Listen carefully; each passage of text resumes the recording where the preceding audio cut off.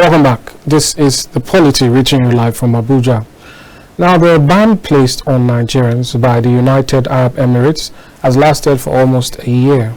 Last week, the president had a meeting with the president of the United Arab Emirates, Mohammed bin Zayed Al Nahyan, to discuss what it tagged an historic agreement and issues relating to the ban. Following the meeting, a development was disclosed in a statement signed by the spokesperson to the president, Ajuri Ngelale, and tweeted by the presidency on Monday, September 11, that there is an immediate cessation of the ban placed on Nigerians. The statement also revealed that by the historic agreement, both Etihad Airlines and Emirates Airlines were to immediately resume flight schedules into and out of Nigeria without any further delay. Comments erupted on Twitter from the chieftain of the PDP, Reno Omokri, and the Minister of Aviation and Aerospace Development, Festus Keyamo, expressing their excitement and showing commendations on the president's efforts. However, there has been a denial by an official of the UAE government, and the ban seizure is not coming to fruition anytime soon, as he says nothing has been done effectively since the 11th September. Now, joining me today to do some justice to the matter and other issues bordering the state of the nation is Dr. Law Mefo. He is a social scientist and a policy analyst. Good afternoon and welcome to the program. Thank you. It's a pleasure to have you. Thank you for hosting me. All right. I'd like to get your thoughts generally before we delve into specifics. Yeah. What were your thoughts, or how did you welcome that news when it came at the time? Yeah, well, for me, it was sort of a mixed grill. Because I know that the ban on Nigeria wasn't a standalone. It affected the 19 other countries. So it meant that there ought to be a kind of general review of the reasons behind the banning in the first place. And I was looking at it. I felt that if our president was able to pull off such a stunt, dumping the remaining 19 African countries and pulling Nigeria out of it, and all that. I was juggling all this in my mind, and I was looking at it. I searched and searched again to find the reason for the ban in the first place. I couldn't actually confirm any specific reason they gave for banning 20 African countries, Nigeria inclusive. And so if we say that they have agreed to lift the ban on Nigeria, what that meant is that we must have satisfied alone the conditions they had in mind that led to the suspension. Even though we don't know what those problems are or where, the fact remains that such ought to be reviewed by the UAE government before the lifting of the suspension can even be contemplated. However, let us give something here. For our president to be able to even engage at all with the UAE government president on his way back from India, I think, he had a stopover there to engage. Ordinarily, such a meeting may not delve into such specifics, unless, of course, it was the sole reason he really traveled to the place, which I don't think ought to be. And why do you say so? Yeah, I think so, because such an opportunity is not necessarily what the president of a country ought to engage in specifically. He has his aides that to do that. That is why you have the Minister of Foreign Affairs, the Minister of Trade and Industry, the Minister of Aviation. These three ministries and their ministers ought to be the one that will follow through the opening made by the president. So ordinarily, in international relations, such an engagement will be of general kind to deepen bilateral relations and so on and so forth. And of course, you can also use the opportunity to chip in. Say, look, we need to deal with this. It's affecting even the gains both countries have made in the bilateral relations. So I wasn't sure that the stopover was essentially to ask for the lifting of the ban. And the report on the stopover by the president, by the CNN, confirmed my fears that indeed there was no such commitment. And that brings me to evaluation of how the president's minders were able to communicate such an important issue to Nigerians. There's what you call strategic communication in political psychology. You don't just dish out such information that you don't have full facts to back up, and of course, it's a matter of days the truth will unravel, as has happened, culminating in a kind of national embarrassment for Nigeria and for Nigerians. I don't think it was healthy. It was not necessary, as a matter of fact. And what if I were Ngelari and the president's minders? I would have presented the issue differently. I would have talked about the engagement between the two presidents, likely to yield the lifting of the ban. You don't put a date to it because there was no such agreement. But of course, it ought to lead to it ultimately if you work hard at it. You understand what I'm saying? Because I mentioned the three ministers that ought to be on top of it, follow through the opening made by our own president, and engage with their own counterparts there, and be able to deal with the specific issues that led to the ban. There is what we call in our local parlance, watering the ground.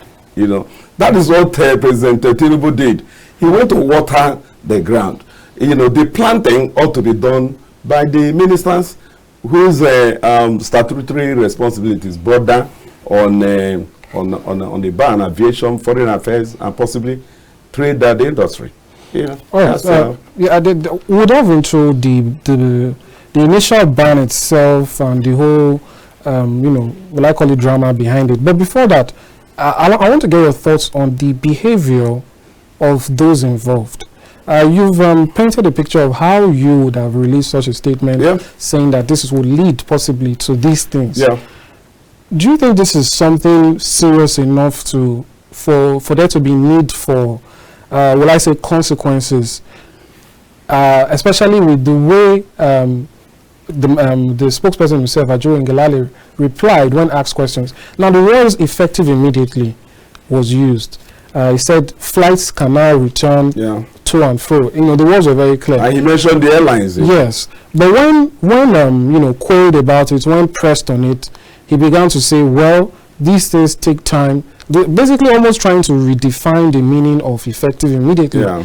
What do you make of that response? That's what I said. When he began to modify his earlier statement, he had verged into what we call damage control. The horse had already bolted, and out there in the field. So all he was trying to do was, like I said, damage control, trying to manage response of Nigeria so that further damage is not done. Ab initio, what he did was propagandistic. It's not factual. There was no such agreement. If there was, the UAE government wouldn't deny it. All they would do is say it may not be immediate, that they are looking into it. That is the most they can do. But the fact that it never really came up at all is evident in their reply. What they told the CNN, and I read the release the government of UAE also brought out in response, following our own release that the ban on Nigeria was lifted. I remember how I started. I told you that, look, it's not only Nigeria. 20 countries were involved. Nigeria is just one. So it's not something you just pull off as a standalone, because it wasn't just a problem between UAE and Nigeria as a country. So it's not something bilateral relations can easily solve, even though it can help if well deployed and all that. But you know, the saying that it was an agreement and it wasn't, it's not well nuanced. It's not how it ought to have been couched, presented. I talked about strategic communication in politics. Perception is everything, you know, and some of this information was put out there becomes very difficult to really pull back. And if you continue along that propaganda trajectory, even when you are not speaking the truth, nobody wants to believe you until after the fact, until they see it, before they now begin to believe. And that is the danger of deploying propaganda even when there is no need.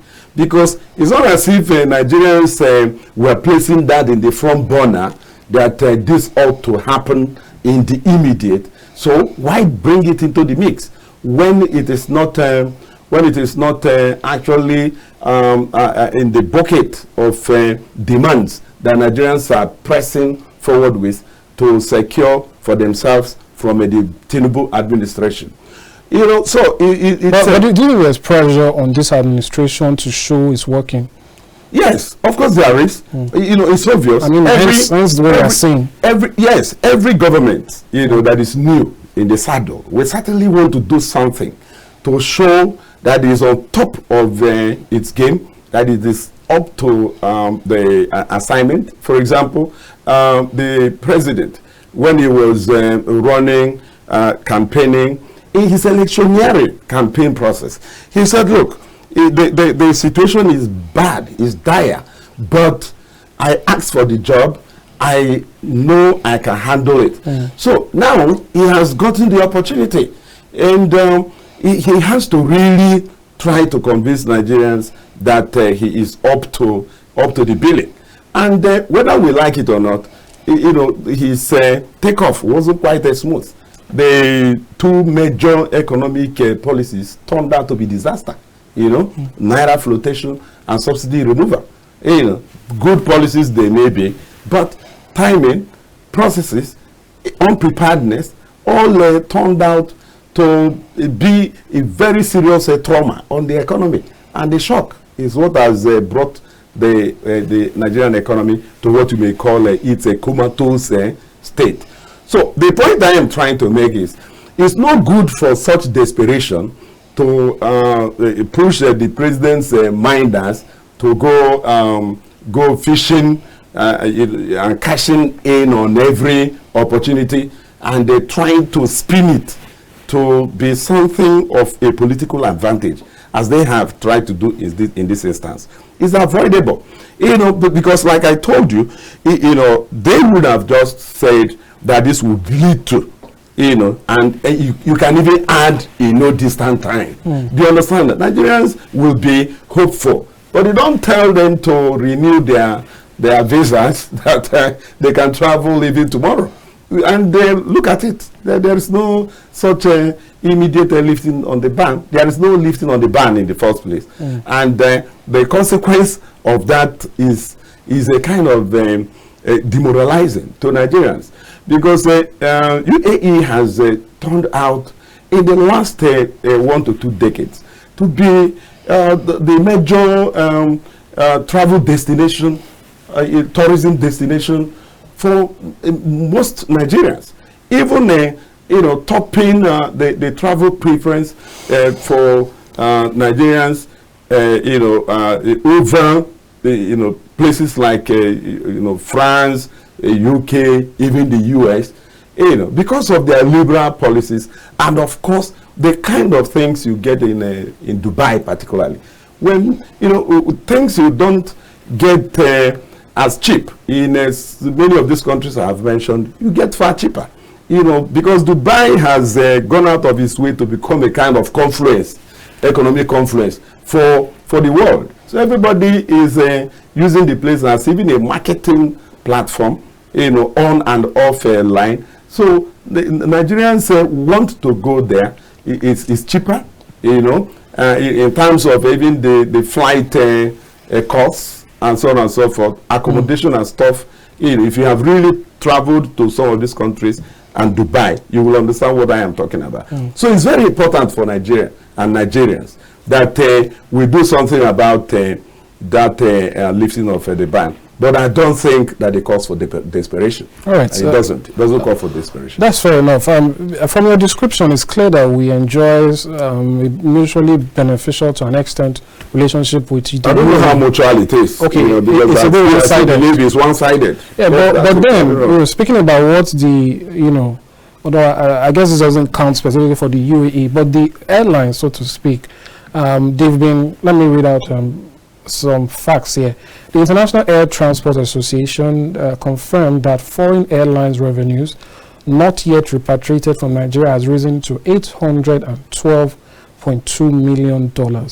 Now, like you said, and I believe this is the same for pretty much everyone, majority of people, no one is actually aware of the very specific reasons for this ban. You know, but what do you think it could be at the end of the day? Because when we take a look at the West, so to speak, we saw recently the UK passing a law that prevents what's the word, dependents from coming in, but then it still allows Nigerians to come in because the fees, you know, it contributes quite a lot to the UK. And now even there's a conversation going on now about UK healthcare and how they don't have enough doctors, you know.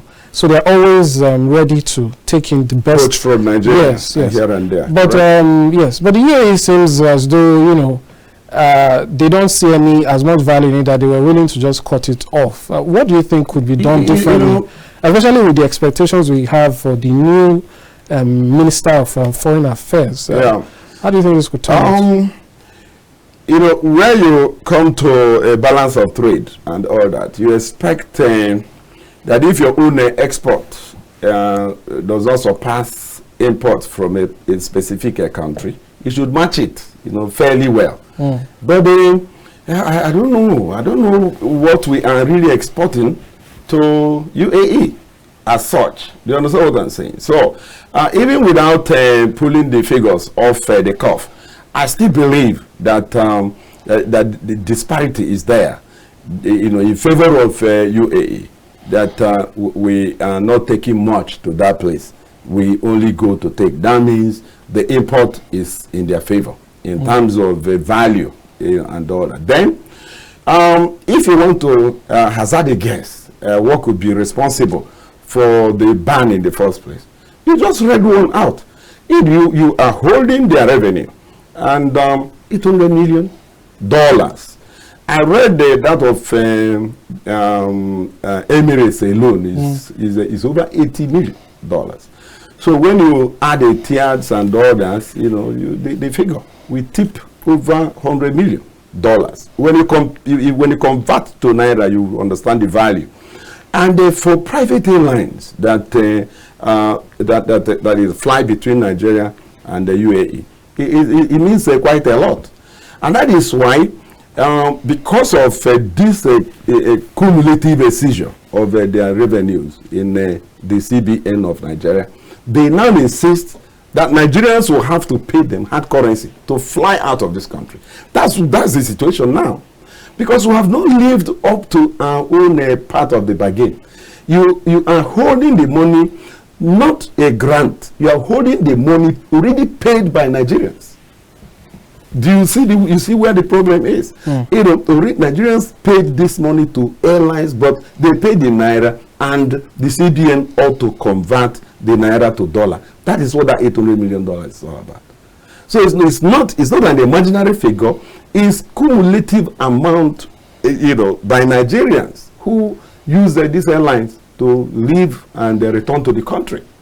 You know, so that level of irresponsibility is partly why the ban on not only on Nigeria but on some 19 other African countries. Like I said, I don't have all the details, but we can be sure that apart from not being able to access their own money in these economies, particularly Nigeria, you will also find the problem of abuse. Because every country wouldn't want to stop immigration, but that immigration will have to be quality. There must be something you are bringing to the table. Skilled manpower. Even where it is semi-skilled, like carpentry and so on, there must be something you are bringing to the table.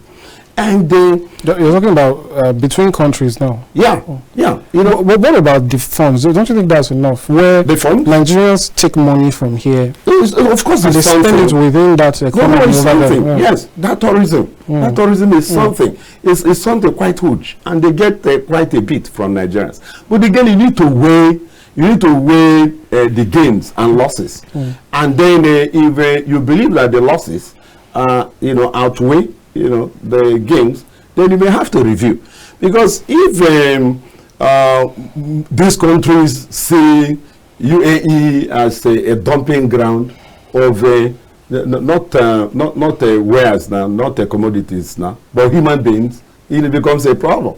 And they don't want to see more of you because they believe they have taken enough. If you don't check it, there's what we call swamping. It gets to a level where you lose control in terms of population, in terms of even quality of population. Population is not bad, but the population has to be productive. They need to be sure of what you are bringing to the table. If you want to live and work in UAE, they wouldn't mind. If, for example, you are a specialist, like a medical doctor, there is something you are bringing to the table, something they really need. Do you understand that? A country like the UK, still welcome Nigeria, till tomorrow. And there are many other countries that would always welcome Nigeria. If you go to the Nordic area, like Sweden, Finland, and so on and so forth, they welcome Nigerians and Africans, but not just anybody. There must be, they define who they want. Even Canada. A lot of Nigerians are shipping out to Canada, but there must be something you are bringing to the table. They are looking for a way of dealing with their depleted workforce. Do you understand that? Because you see, their population in Europe, America, and so on and so forth, is actually depleting. And how is that happening? One man, one wife, one child. Do you understand that? So over time, you will discover that two persons, a couple, they are producing just a child. And cumulatively, 2:1 will lead to dwindling in the population. And you have no other ways of encouraging these people to bear more than one child. They have accepted it as a way of life. So to deal with that depletion and deal with the critical mass of the people that will address their industrial needs, they welcome quality population, immigrants from other parts of the world, including Nigeria. But if you have traveled to Dubai, you will see that most Nigerians in Dubai don't have any business being there. That's a fact. They just go there and believe that they will make out a living there. Imagine leaving Nigeria to go and sweep streets in Dubai. It's heartbreaking, but it is that serious. So no country would welcome it. Even Nigeria, as a country, wouldn't want to welcome a population of immigrants that are not bringing something to the table. You don't just open your borders to people who will become parasitic. They constitute a problem, even displace your own indigenous population for some basic jobs, for menial jobs. Imagine jobs like carpentry, plumbing, and things like that. Even sweeping of the streets, taken over by non-nationals. So I believe it's one of the reasons. Even though I can't be sure, because like I told you, I ran a search, but I couldn't find anywhere the reason the ban was slammed by UAE on as many as 20 African countries. But I am certain that abuse and trapping of their funds must be part of the factors. All right, that's fair enough. We know that, I believe, just at the tail end of President Buhari's tenure, some of these funds, or there were works, or it was in the works to start to repatriate them, and I think some has been done. But there were complaints that the transition into a new government would delay it a bit further. But let's speak about our public image, or should I call it our international image. Yeah. Do you think Nigeria is doing enough to project the good in us? There is a very great tendency for Nigerians, even officials, to be quick to denigrate or reduce the impact or the good of Nigerians. Our president, former president at the time, spoke about when he was asked about the behavior of Nigerians, and he confirmed it. President Buhari was on record saying Nigerian youths are lazy.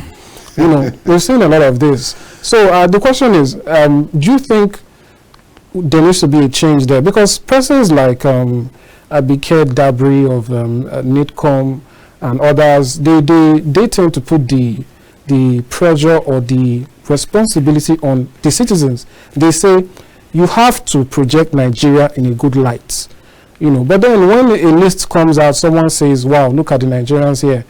Even globally, people give Nigeria, they use the joke Nigerian prince and so on and so forth. But then when you look at the statistics, Nigeria is not the top, when it comes to fraud and all that. I believe some Asian countries top that list, but they don't have that tag. So is there a problem with our projection of image? The best way to market a place, a country particularly, is through a good product. And yes, you have also admitted that you wouldn't have everybody 100% good. Every country has a fair share of the bad eggs. And but if you allow the activities of the bad eggs to suffuse, superimpose your goodness, that becomes a problem. And that's exactly what has happened to Nigeria.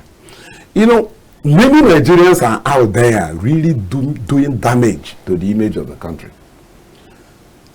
You come to 419, drug business, all sorts, even armed robbery outside Nigeria by Nigerians. The rate will shock you. Armed robbery. We're not talking about just human trafficking, drug trafficking, and the likes alone. We are talking about things even as sundry as armed robberies also exported from Nigeria. Is that bad? So you look at it also from this perspective. Many Nigerians who are doing well out there, Nigeria as a country is not even there for them. So they don't easily find a platform to even trumpet what they are doing for themselves that should be rubbing off on the country, unless the media is doing that indirectly. That is sometimes when we get to know that you have the likes of a Chimamanda, the likes of a Philip Emeagwali, that is our Nigerians also. Do you understand that? So you don't have a mechanism that really encourages Nigerians who are doing well to showcase themselves. They are essentially out there on their own. That is one major problem. Why you don't find many Nigerians really, showing off who they are and what they can do to bring glory, or that is already bringing glory to Nigerians. Let me give you an example. There is one Professor Ibu from my village, Abadete in Anambra State.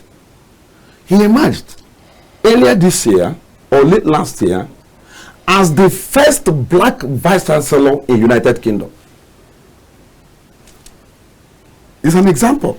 There are many others. The first black vice chancellor in any UK university in history. First black, not first African. First black.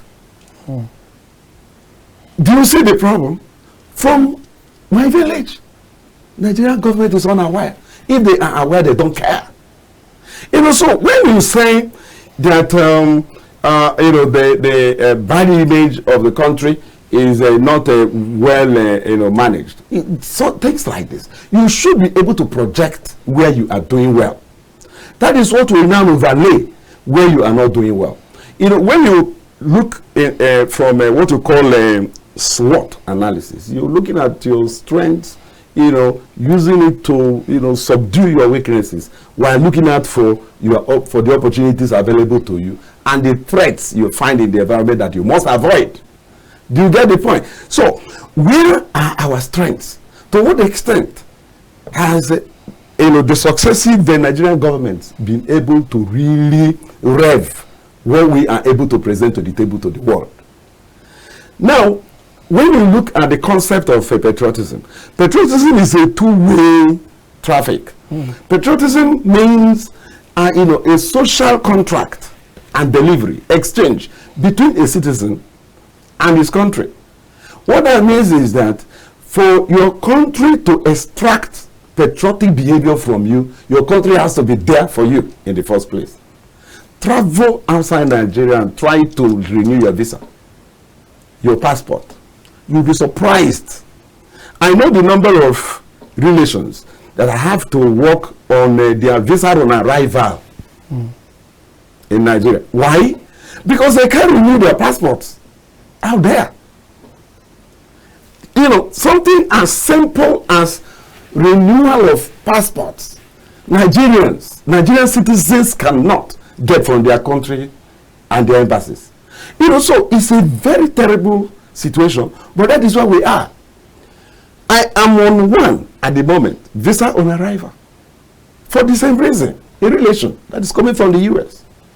You know, so when you look at it, you will understand that the country is simply not there for the citizens. And that is what has led to all this. Nigerians are on their own.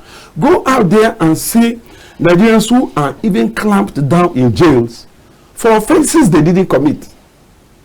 Do you think this makes it harder to be patriotic? That's the point I have made. That's why I define patriotism as an exchange between country and citizen. Where one part defaults, patriotism cannot sprout because it does not exist in a vacuum. Do you see the point? It's a social contract. You know, when J.F. Kennedy of the U.S. president was saying, telling Americans, do not ask what America can do for you, ask what you can do for America. It's because what America can do for an American is already given. America as a country can go to war because of a citizen. One person. You know, last 2 years or last year, American SEAL, that's the highest military intervention squad, came to Nigeria to rescue a citizen. Their naval SEAL came to Nigeria to rescue just one citizen. Can Nigeria do that? Has Nigeria ever done that? You know, so that's the issue here. If you want the world to see you well and better, you need to treat your citizens well. Because they are stranded out there. Nobody is there for them. That is where the problem is. You cannot go to a Nigerian embassy and get attention. It's as if they are doing you a favor. If the passport booklets arrive, these things are sold to Nigerians. Do you understand what I'm saying? Yes, you should pay something to get the booklet, and that's not the selling I'm talking about. They know the facts. Now you also ask yourself, to what extent are these Nigerian embassies even funded? Because that is partly why they are looking for other avenues to even take care of themselves. Apart from the issue of the fact that corruption has become a national honors badge. If you are not corrupt in Nigeria, you know, it means you are not a Nigerian. And you don't know how to be a Nigerian. Things are that bad. Where you have changed what is normal, you know, a normal behavior has now become something else. Abnormal now becomes normal in our own context. So our image at a point under the military administration, you know, reached the pariah status. Obasanjo was able to do something about that, and our reputation was a bit, restored. But of course, you haven't quite shown yourself as a responsible nation. In many respects, you haven't quite shown yourself as a responsible nation. For example, look at our just concluded presidential election. You are a democratic nation, or you say you are. There are irreducible minimums you must satisfy. Free, fair election is inescapable. If you cannot hold a free and fair election, you are not a democracy. Quote me. Because democracy is about choice. People choosing who will govern them. So once you remove that choice to choose from the people, you are living in its place civilian dictatorship, which, if not watched, can descend into a one-party fascist state. And that is my fear about the Nigerian state. So I am not surprised that our image is that battered out there, because we haven't even taken care of ourselves at home. All right, let me cause in there with a specific example. The EU's report on the Nigerian elections. Yeah. How do you think Nigeria could have responded to that report in a way that gave the impression of, I don't know, opportunity to do better, or learning the lessons moving forward? There is no way Nigeria could have told them anything, because they were witnesses here. So people say it's an internal affairs. When you were planning the election, you took money from EU. Took money. Minimum 10 million euro or pounds. I can't remember the figure now, but at least they took money. If I fund a process, I am entitled to some kind of oversight. I want to understand what you are using my money for.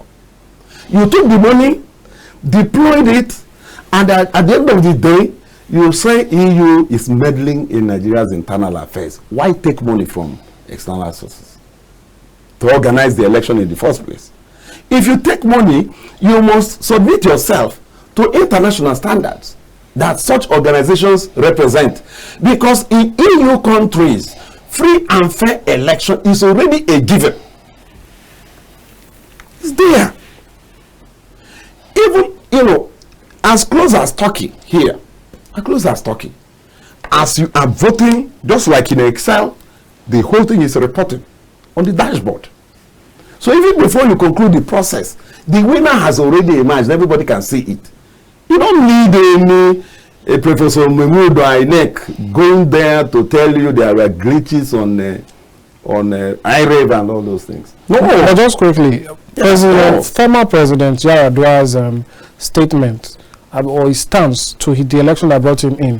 Do you think such statements help people, a little bit, feel better or have expectations for going forward? Look, if the president said, President Tinubu says something like, well, this process wasn't the best, but I promise to do better.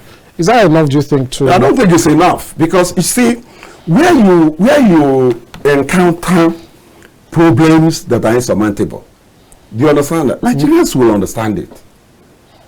But when you deliberately shut down an IREV, and the tribunal says, well, you are not compelled by law to even use IREV in the first place, you are not talking, you're not communicating to anybody. Because why commit over 100 billion to set up IREV? Purchase a beavers and all that. And part of the function of the beavers is upload results from polling units. You refuse to do that. So how do you explain to international organizations like AU, like EU, that what you did was not deliberate? That's why I said that we are not running a democracy. What we are running is a civil rule. Because the number one imperative delineator is the capacity of the people to choose who will be their president. Once you remove that, you are no longer running a democracy. Anything, it becomes a pseudo, democracy. And better put, not just a pseudo democracy, call it by proper name. The proper name is a civil rule. Civil. Do you understand that? That's what you are. So if you want to become a democracy, you do what Justice Wise Committee report set up by President Omar Musa Yar'Adua prescribed.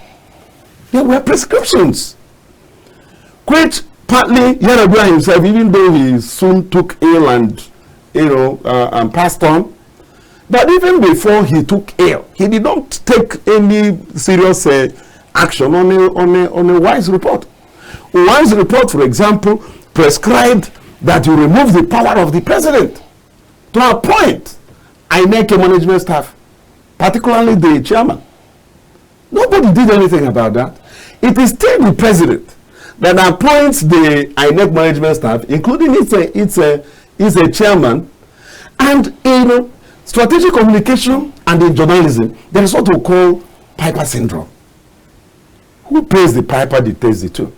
The report has always had it that whoever is in INEC is watching the body language of the president.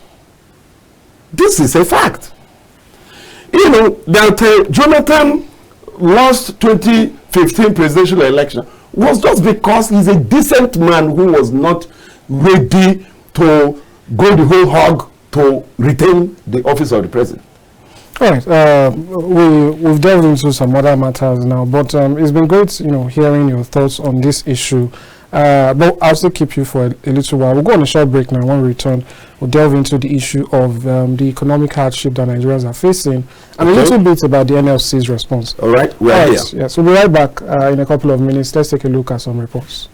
The former director of the Department of State Service, DSS Mike Ejiofor, who lauded the initiative of awarding Nigerians who have impacted the society, tasked the present administration to prioritize creating job opportunities for Nigerians to avert the consequences of idleness. The worst of the situation, we are going through it. It's a phase that we're going through. But I believe that government should step up its activities in terms of employment, because most people are not employed. The economic times are hard. Government needs to bring issues that will relax the people and make them happy, so that most people don't go into. A lot of people don't like going into crime, but they go into crime out of frustration. But there are some too that are professional criminals. There's nothing you do, they'll still go into crime. So government needs to step up this and work on the basics and see how we can make them fall in line and then become good citizens. Celebrating men and women that have performed exceptionally in the public space, the project coordinator of the Silent Heroes Award Initiative, Mrs. Ozioma Sonia Odita Sunday, noted that the initiative is targeted to identify and recognize some silent achievers in their own right within the plural society that have positively impacted humanity within or outside their own immediate environment. The aim is to identify, to recognize and celebrate people, men and women that have added to the society in their various fields.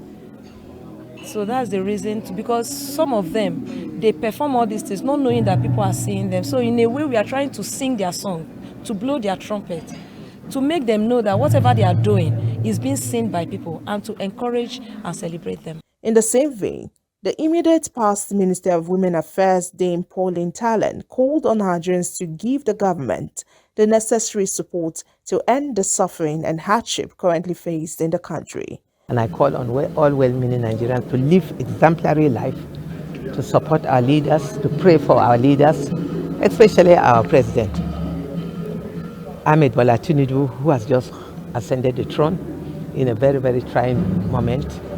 I believe the hardship we are going through is temporary, but he cannot sail through without our support and prayers. So I commend and I call on the founder of Nigerian Heroes Awards to keep up the good work he's doing. I give him kudos. Some recipients of the award who admonished Nigerians on the need to contribute selflessly to the growth and development of the nation have this to say. I must say that is one of a kind. It's not like all other awards that we have seen. This one is a very special one because they basically choose people from all spheres of life, people from the religious side. Now, the Nigeria Labour Congress has called on the federal government to take steps to ameliorate the suffering of Nigerians as caused by the removal of fuel subsidy on premium motor spirit, by negotiating in good faith with the organized private sector. The Senior Assistant General Secretary of the NLC, Eustace James, made this known at a press conference in Abuja alongside the Civil Society Legislative Advocacy Center and Christian Aid Nigeria. The conference centered on economic hardship and how Nigerians could be best rescued. Also speaking, board member Adesina Oke and Celestine Odo drew attention to the government's stance on taxation and its effects on Nigerians. The government should be out to engage the organized private sector with faith to ensure that the working people have something out of this. Like Celestine has said, if the government have planned this, probably you and I will be already feeling the impact of the measures.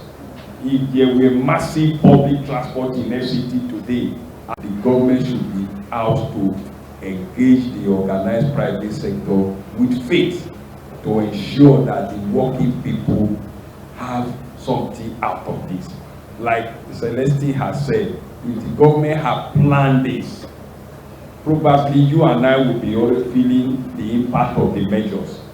If there were massive public transport in FCT today at reduced cost, that will reduce the cost of transportation for you and I. But we are not seeing anything. And even this 5 billion that is being given to state, I know that people in state government have come out to say it is not true. There is only 2 billion that has been given now. So who is lying to who? For us in the NLC, we made it clear. If after 14 days or the least 21 days, the government is not out to sincerely engage the organized labor and come out with concrete decisions, we will go on indefinite strike. The organized labor private sector, professional, women and public should be engaged in good faith for disclosure and negotiation with relevant information to design a social intervention program that will cushion the hardship in critical sections like transport, agriculture, food, health, and other things. The MDA should take urgent steps towards introducing initiatives within their sectors to quickly tackle the increasing poverty across the country. Whether you call it tax, you call it levy, or whatever you call it, you know, there are people overburdened. If you enter in a market today, any of these local markets, just go there and observe. Those women bringing in vegetables and all that, just follow them and see the amount, how many times, frequency they pay that in a day before they leave that market, okay? Going beyond that, coming to the formal sector. In the formal sector, you know, that's where we are saying, you don't increase the tax rate. It's not necessary. What we are saying is that you broaden the tax base. By broadening the tax base, there are people that are supposed to be paying that are not paying. Those we refer to as high worth net individuals. They are there. There are those heavyweights that have the capacity to both avoid and evade tax. Well, there you have comments by a representative of the Nigeria Labour Congress alongside some other CSOs speaking on the hardship Nigerians are facing and what the government should be doing to ameliorate their sufferings. This is still the Polity reaching you live from Abuja, and I am still in the studio with Dr. Lomefo. So you heard some of the comments there. Yeah, he reiterated what the NLC is planning to do with their warning strike, which has more or less begun. Just today, I believe, or just a couple of hours ago, or between yesterday and today, the federal government once again called for a meeting. I'm talking about the Minister of Labour, Simon Lalong, but the NLC did not show up. Only the TUC was there, and the talks did not hold as planned. What do you make of this back and forth we are seeing, and the strikes, threat of strikes? I'd like to get your thoughts. I was looking at the grounds for which the NLC is threatening general indefinite strike. And I found that they are just talking about some issues that concern Nigerian workers and Nigerian workers alone. For example, they are looking for new minimum wage. They are looking for things that border on the welfare of workers. Ordinarily, those things are good, but I don't think they are primary enough to the present concern. You know, NLC shot itself in the leg when they called out the first strike and didn't follow it through. Called it off within 2-3 days for reasons that were quite opaque. The issue confronting Nigerians now is removal of fuel subsidy without any plans. Nothing more.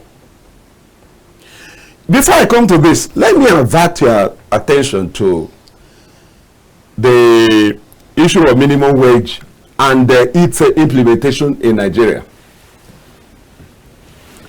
As at 2022, more than at least 7 states in Nigeria are yet to implement the minimum wage of 30,000. As at the same 2022, more than or at least 12 states in Nigeria were in salary and pensions arrears. Do you understand that? What has NLC done about that? You are calling for new minimum wage, but the old minimum wage of 30,000 naira is yet to be implemented fully by states in Nigeria. Those who have implemented are in arrears of payment of salaries. What have you done to address all that? This is one level of the problem. My concern, therefore, is that even if they get a new minimum wage, those who have reneged to pay the old one may still not be able to pay the new one. And many more states are likely to join the 7 that are not paying. Because there are reasons that they may not be paying, which NLC has not engaged, has not been able to really, or rather, to be able to bring its weight to bear upon those states on behalf of the Nigerian workers who are trapped in and the states we are talking about here, states as big as Imo, Zamfara, Kogi, and many others are yet to pay the old minimum wage. Unless they started paying a month or so ago, we want to see what NLC has done with the old minimum wage before they can effectively tell us that they will be able to negotiate a new one and then force its payment, even by the federal government. But do you think they are doing anything wrong, or in terms of the way they are approaching this negotiation? Everything about what NLC is doing is wrong. You know, you don't start a war you cannot finish. That is one major problem NLC has here. I think that the last NLC president Nigeria produced should be Alhaji Hassan Sumono. In the 80s, after Sumono, he ended it. Not even Adams Oshomole. Oshomole should be one of the worst. Oshomole was only stylish. Obasanjo increased fuel pump price under Oshomole for 5 to 7 times. What did the Labour do under Oshomole? All Obasanjo was doing was very simple. If Obasanjo wanted 20 naira, he would increase it to 40 naira. Then you make some noise, he goes to the 20 naira he wants. Obasanjo never for once went back to the original figure. And if you are not able to compel government to go to the original price where it was before you started before the unilateral and arbitrary increase, then you are not helping Nigerians. Now, under Jodajero, Nigeria, Petroleum Limited, Petroleum NNPC, moved the price from 197 to 540. What did they do? They allowed it. After a 3-day strike, what could they have done? Look at what, if I were the president of NLC, let me build a scenario. You have to return to 197, or there will be no work until you do so. One, I will accept in principle that subsidy will go. You and I will sit down and agree on the timetable.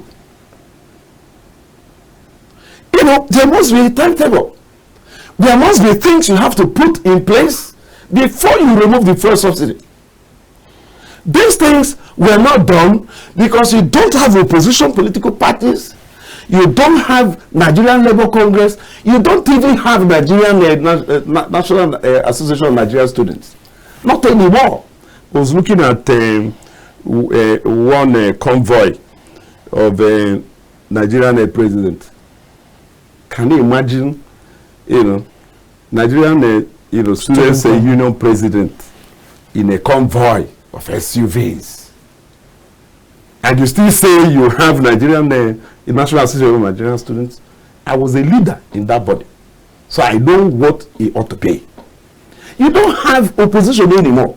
You don't have even the student body. You don't have NLC. You don't have opposition political parties. Nigerians are on their own. So when the NNPC moved from 197 to 540, you insist on going back to the drawing board, so that we now sit down, set a timetable, and agree on the things that must be put in place.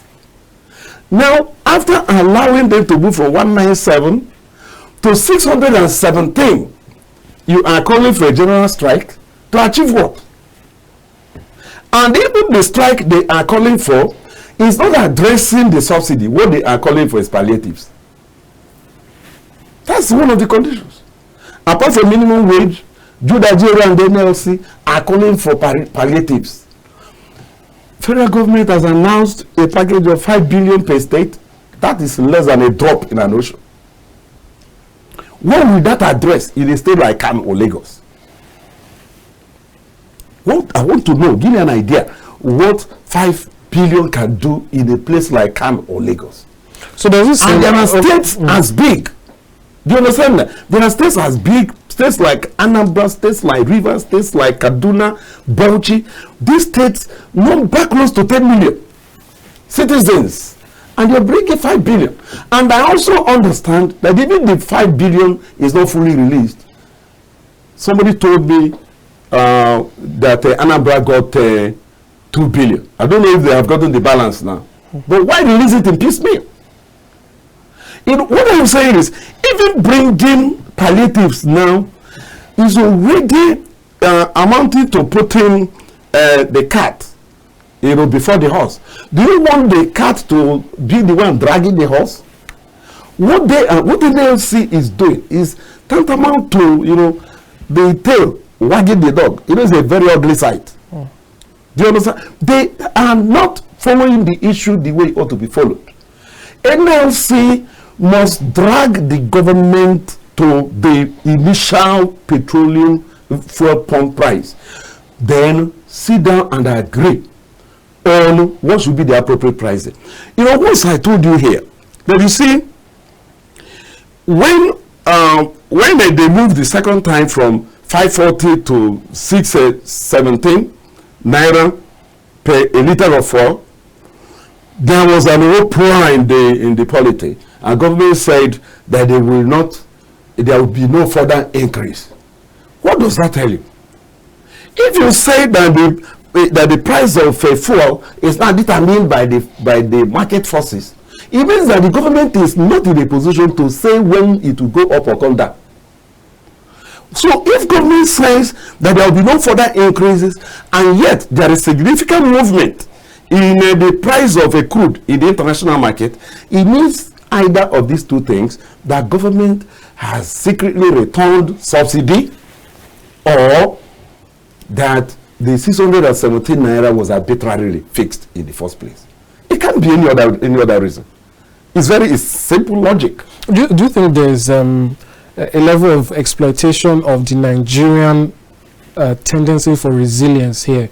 The issue here is we're talking about economic hardship, and like you mentioned with President Obasanjo, it happens now almost a Nigerian thing. Whenever there's an increase, it never goes back, even though things change in the manner of speaking. We don't have opposition. Okay, so but the question is there an aspect to this that because we are speaking about opposition, but opposition at the end of the day, they are meant to sort of check the ruling government and stand for the people. But the people themselves, is there a part of this where the people are too docile and too ready to adapt to whatever situation comes? No, you see, what can they really do? No, you see, let me tell you, to be fair to the Nigerian masses, right?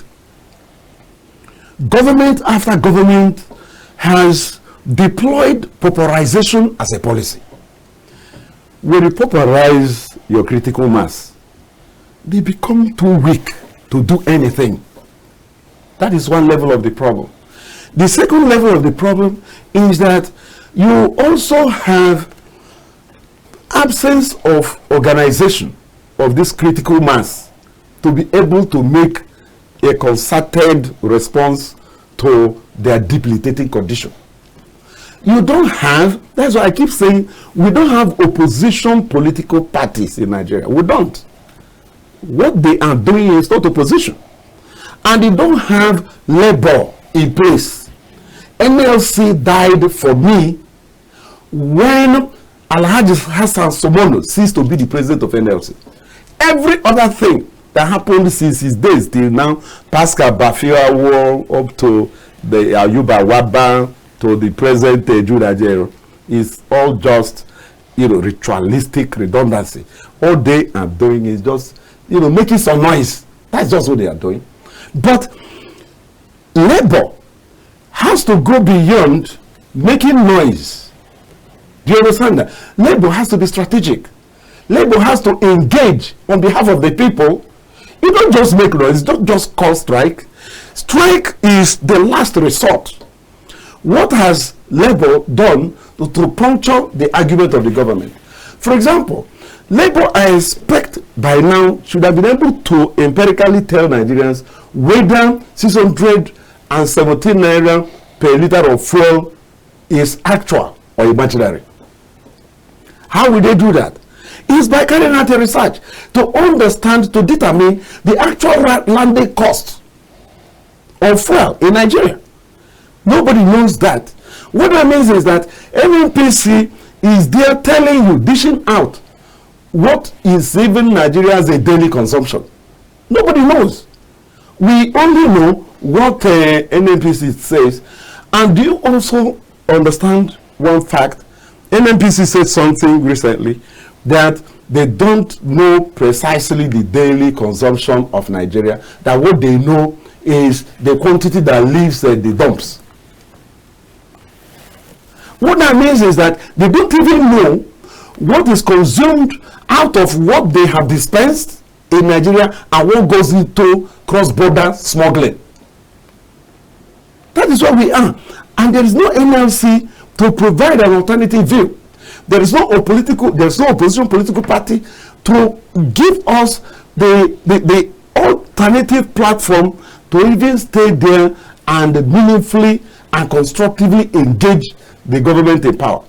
All over the world, government would want to have its way. That's the way it is. It is only the opposition that puts a wage on the actions and conduct of government. It is only organized labor that puts a wage to actions and conducts of government. They too are lacking in Nigeria. So when you see them talk or speak on national televisions such as yours, all they do is just hot air. You don't see facts. You can't see facts. That's why I gave an example. I said, if you say 617 naira is not actual. What is the actual? You should be able to do that. You are NLC. You should be able to commission a study. If you can't do that, you cannot claim to be a labor organization that will speak on behalf of Nigerian masses. You can't. Because don't just speak out of context without facts. And that is why the arguments are easily punctured by the government after government. Because you are not in a position to tell Nigerians what the lies, to puncture, present the position of government as clear lies. That these are lies. You can't call the position of government a lie when you have not presented the truth. That's the point I'm making. And that is why I challenge them. They should tell Nigerians what is the landed cost of fuel. Because I am of the view that if the Nigerian government can claim that, look, there will be no further increases for now, it means that they are the ones pulling the strings from background.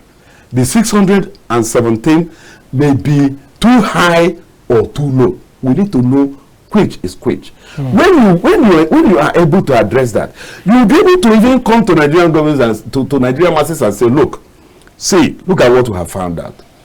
Based on these statistics, the pump price of fuel ought to be 300 naira, 400 naira, even 1,000 naira.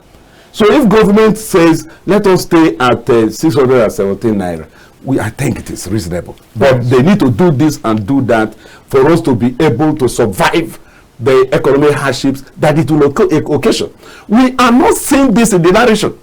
All right, so we've run out of time now, but these are all fair recommendations. Yeah. And hopefully we get to see Labour consider some of this. Thank you so much, Dr. Law. I hope they do. Thank you for hosting me. Thank you. That's how we end the program for today. Don't forget the Polity reaches you live from Abuja every weekday, 2 p.m. to 3:30 p.m. We will join you to discuss issues on the state of the nation, politics, and governance. Have a nice day. See you tomorrow. I am Amadine Ogbewe.